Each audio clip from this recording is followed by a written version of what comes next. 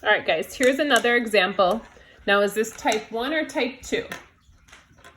If you look, we're adding here, so I can't just cross multiply. So this is type 2. So we're going to do what we did in the second type of problem to be able to solve this. So what we're going to do here is we're going to find that common denominator.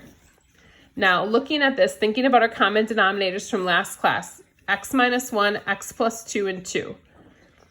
Remember, you can't add anything to get a common denominator, so we need to multiply, and these aren't like factorables, so basically the common denominator is all of these three together. So the least common denominator is x minus 1 times x plus 2, and then times this 2 as well. So we need that as a part of our denominator. So if you look, the common denominator is all of these things, because there's no way to get this to become this or this to become this. So the common denominator is all three. So I'm going to multiply all the tops by this.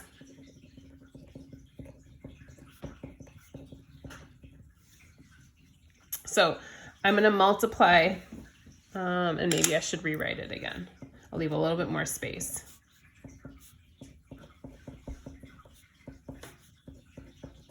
So these are my fractions again. I'm multiplying by x minus 1, x plus 2, and then put this times 2 in front just because it looks a little confusing that way.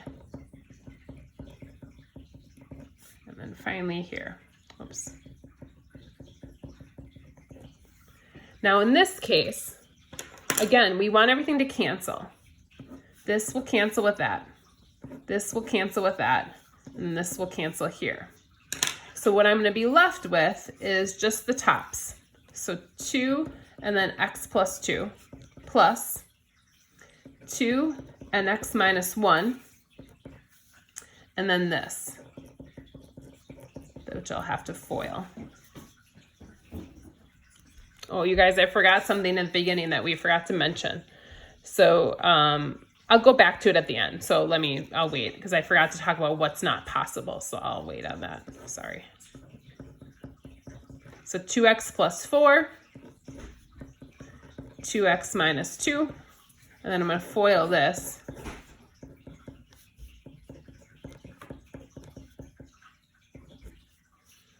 So combine like terms here.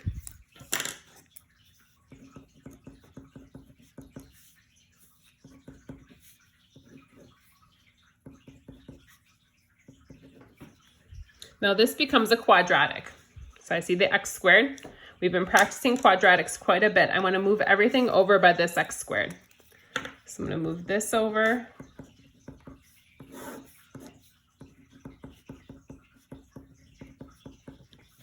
And move this over.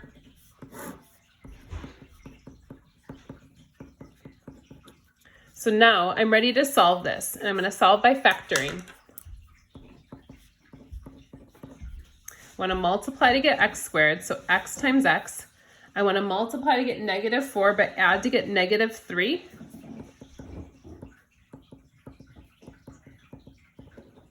So if I look, the only thing that will multiply to give me a negative 4, but add to give me a negative 3 is going to be this negative 4 and 1.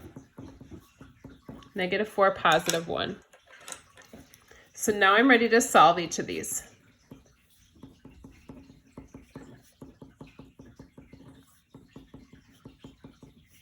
So x ends up being 4, and x also ends up being negative 1. Now I can't forget about my excluded values. So I have my two answers here. Looking back up at the top, what would make these denominators equal 0? So again, you probably could do this at the end. So 4 minus 1, does that equal 0? No, that equals 3. 4 plus 2 equals 6. That's not 0. So this one's okay. This does not make our denominator equal 0. So that one's fine. Negative 1. Negative 1 minus 1 actually equals a negative 2. So that's okay. Negative 1 plus 2 is going to be a negative or positive 1. So actually neither of these equals 0. So let's kind of go back to what the excluded values would be. So x could not be 1. And x also could not be a negative 2. So these would be our excluded values. These are the ones that don't work. So since we're good, because we didn't get any of those values, these answers were fine. So I'm going to give you guys a homework assignment that goes with this. It's out of our textbook. Let me find our numbers here.